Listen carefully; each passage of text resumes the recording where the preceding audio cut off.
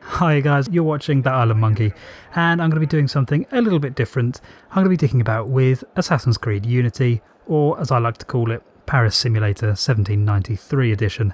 It's a little bit tongue-in-cheek, but for me, definitely the best thing about Unity is the way they've recreated revolutionary Paris. And today I'm going to be showing you Notre Dame. This is without a doubt a jewel in the crown of this fantastic virtual recreation of 18th century Paris. Today we're going to be doing a little bit of a virtual tour. The very first stone was laid in 1163 under King Louis VII and completed in 1345 under Philip VI, and it is today a working Catholic church and is the centre of the Archdiocese of Paris.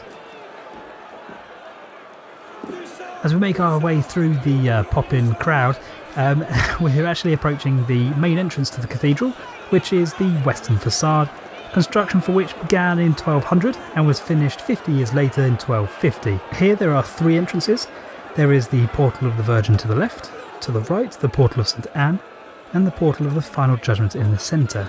Originally most of the facade and actually all of the statues were painted. Above the three entrances there are 28 statues, which is known as the Gallery of Kings and depicts the 28 generations of the kings of Judah, but will unfortunately be mutilated and beheaded due to the belief that they are actually the kings of France. As we move into the nave of the cathedral, above us and the Portal of the Final Judgment is the Great Organ. Over the centuries, from roughly the 13th to the present, this organ has undergone multiple expansions and restorations until its current massive size. It has 5 keyboards, 190 ties, and a truly ridiculous 8,000 pipes, and is actually the biggest organ in France and one of the biggest in the world. But more marvels await as we make our way up the nave of the church towards the transept.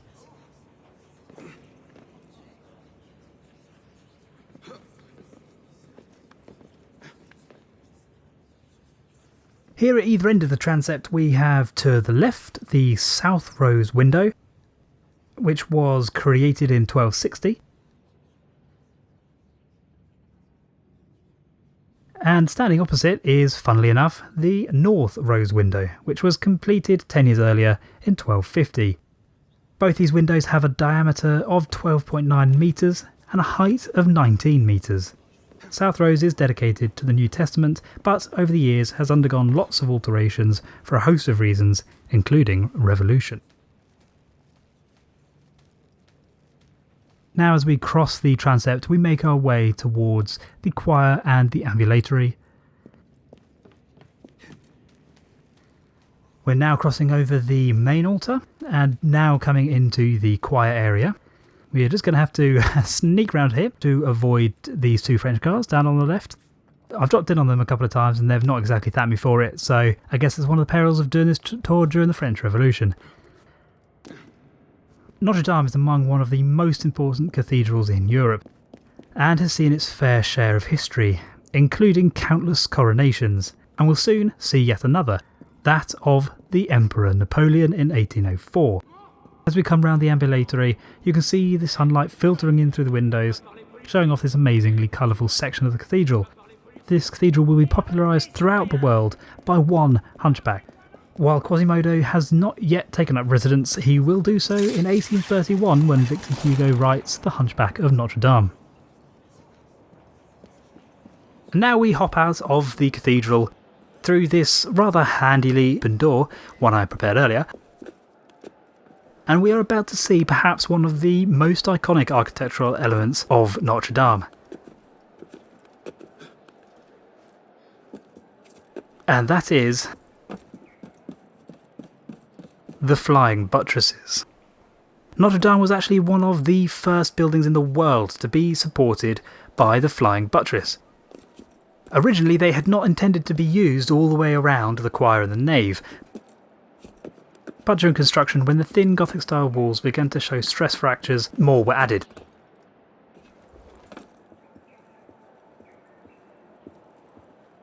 If we now look up we see the spire.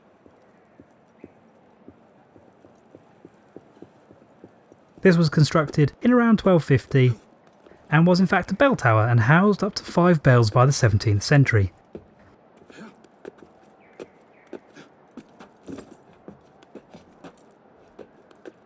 But as you can see, scaffolding has already begun to be erected. This spire will be dismantled between 1786 and 1792.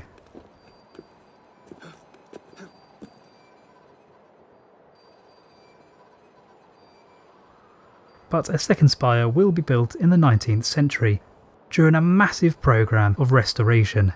However, this spire will not include any bells.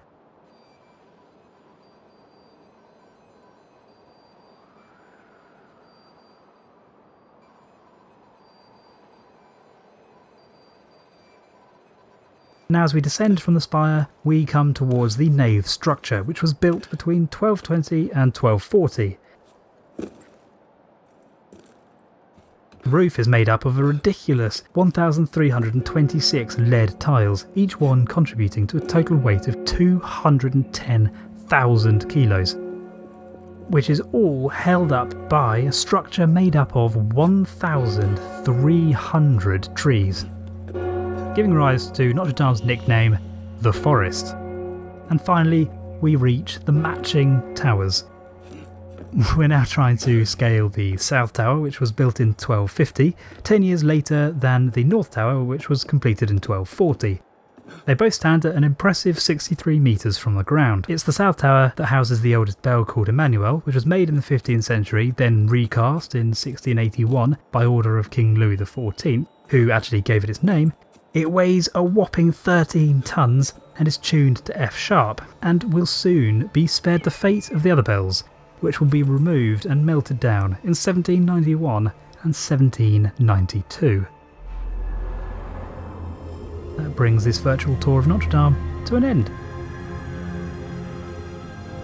Assassin's Creed Unity is actually littered with virtual recreations of historical gems in Paris, so if you want to see any more short tours, then just show some love and I'll be more than happy to bring you those. If you want to find out more, please follow the links in the description. Other than that, I really hope you've had fun. If you did, just leave a comment or a like, that would be awesome. Other than that, all I have to say is thanks for watching, and I'll see you guys next time.